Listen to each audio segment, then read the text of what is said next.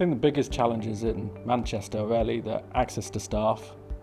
We're based outside the city, so access to the new kids coming through, new staff coming through is challenging.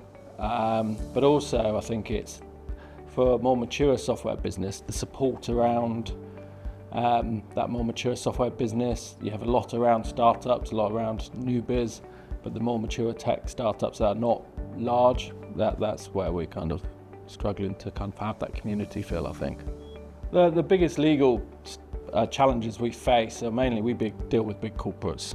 So it's every day kind of negotiating contracts around, we hold very sensitive data for them. We work for the likes of UK government and some other large PLC institutions, very sensitive around data. So it's the challenges around how to protect ourselves around data with not over committing to liabilities, but also I think it's making sure we have the right infrastructure to cope with international business as it is and dealing with the legal complexities around that.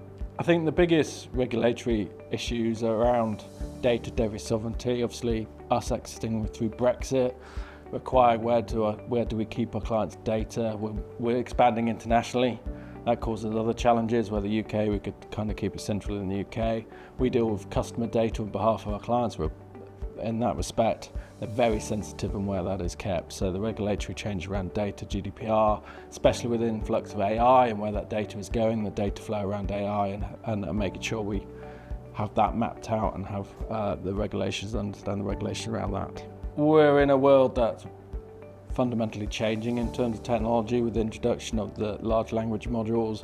That's only accelerating, and I think the skill sets required for that can be born from data scientists, etc., coming out of that university, that kind of very academic approach, but marrying that up to the corporate world. So partnering with universities in that respect. I think also them getting ready for software people entering into workforce as well. I think that there's probably not enough of what does it actually look like, how does it actually work, and it's not just around software engineers. There's other elements of software that I don't think universities are, and the ecosystem really is providing for, like product managers, product marketing and all that good stuff that we need to expand and accelerate our growth.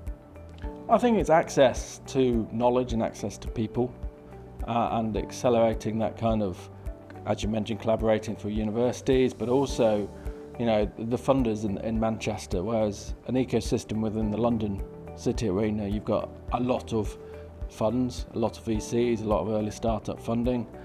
I think Manchester doesn't celebrate that as much as it could, and it probably has those things, but it doesn't shout about them enough. And therefore, the secondary and third fundraising that happens is not rarely, it kind of tends to go to London. So I think that coming up to Manchester will really accelerate and really allow the kind of tech scene in Manchester to grow.